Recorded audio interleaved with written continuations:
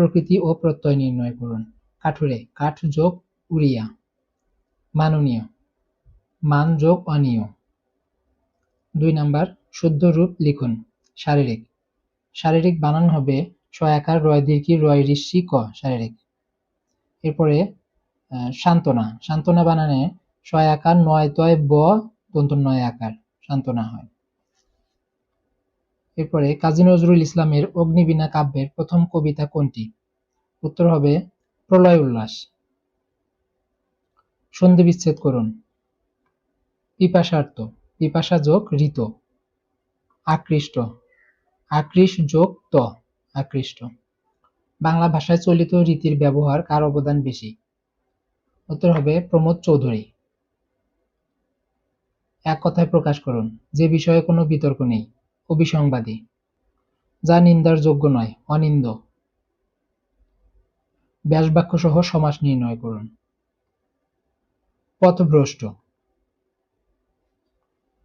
পথভ্রষ্টের ব্যাসবাক্য হচ্ছে পথ থেকে ভ্রষ্ট, পঞ্চমী তৎপুরুষ সমাস। এরপর প্রাণ ভয়, প্রাণ ভয়ের ব্যাসবাক্য হচ্ছে প্রাণ যাওয়ার ভয়, এটি হবে মধ্যপদলোপী কর্মধারায় সমাস। এরপর বাগধারাটির অর্থসহ বাক্য রচনা করুন। সপ্তমে চড়া, অর্থ প্রচন্ড উত্তেজনা। এসব অনাচার দেখলে আমার মেজাজ সপ্তমে চড়ে যায়।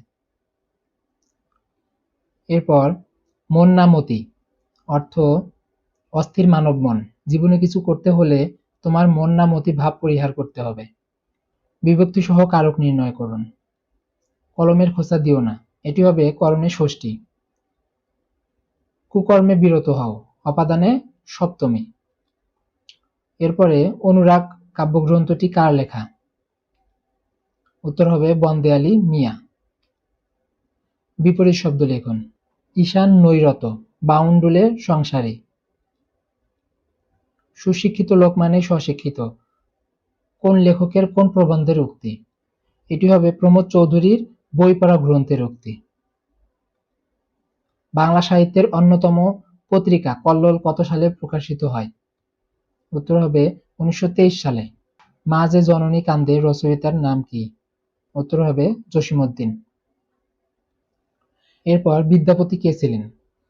বিদ্যাপতি ছিলেন মৈথিল কোকিল নামে পরিচিত মিথিলার কবি বিদ্যাপতি পদাবলীর আদি বৈষ্ণব কবি এবং পদসঙ্গীত ধারার রূপকার। তিনি বাংলা সাহিত্যের একটি পঙ্ক্তি না লিখেও বাংলায় স্মরণীয় কবি। তিনি ব্রজবুলি ভাষার রাধাকৃষ্ণ বিষয়ে পদ রচনা করেন। যবে উৎপীড়িতের ক্রন্দন রোল